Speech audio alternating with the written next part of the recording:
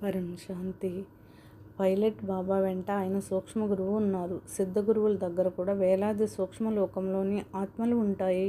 ఎందుకంటే వారు కోట్లాది మందికి దీక్ష ఇచ్చారు. ఇంకా నేటికి లక్షల మంది వారిని అనుసరిస్తున్నారు. అవును, ఎంతగా భూమిపై మఠాలు, పంతాలు, సంప్రదాయాలు వ్యాపిస్తాయో అంతగా వాటితో వేల లక్షల కోట్ల సూక్ష్మలోక ఆత్మలు కలిసిపోతాయి. ఆ మఠం, సంప్రదాయం మంచి పని చేయడానికి అవి సహకరిస్తాయి. సూక్ష్మలోకంలోని ఆత్మలు చాలా సహాయం చేస్తాయి. వెంటనే టెలిపతి ద్వారా ఇతరులకు సంకల్పాలు పంపుతాయి, మెసేజ్లు ఇస్తాయి, సహాయం చేయమని ప్రేరేపిస్తాయి. సహాయం చేయాల్సిన చోట సహాయం చేయబోయే వ్యక్తికి కిరణాల ద్వారా అవగాహన కలిగిస్తాయి. ఎప్పుడు ఎక్కడ అవసరం ఉందో సంకేతం ఇస్తుంది. ఏదైనా పరిస్థితిలో అవసరమైతే ఎవరిలోనికి అయినా ప్రవేశించి వారిని ఆహ్వానించగలవు. అక్కడ ఇలాంటిది జరుగుతోంది, సహాయం కావాలని తెలియచేస్తాయి. అందువల్ల సూక్ష్మలోకంలోని ఆత్మలు సహాయం చేస్తాయి. సహాయం అందేలా కూడా చేస్తాయి. మంచి పనులు కూడా చేస్తాయి, చెడు పనులు కూడా చేస్తాయి.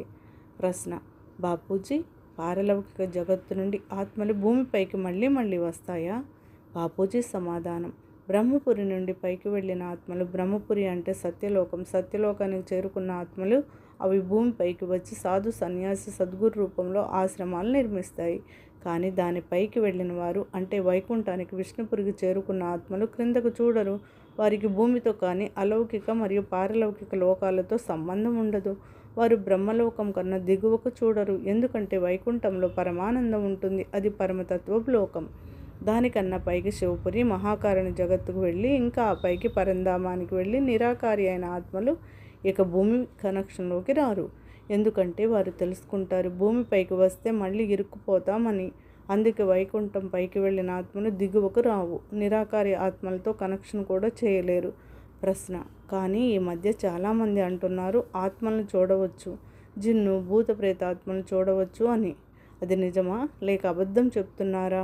బాపూజీ సమాధానం: ఏ మనిషికైనా కనిపించాలనుకుంటే, ఆత్మలు చూపించాలనుకుంటే తమ కాంతి కిరణాలు, రేసెస్ పంపి ఆ వ్యక్తి ఆత్మపై ప్రభావితం చేస్తాయి.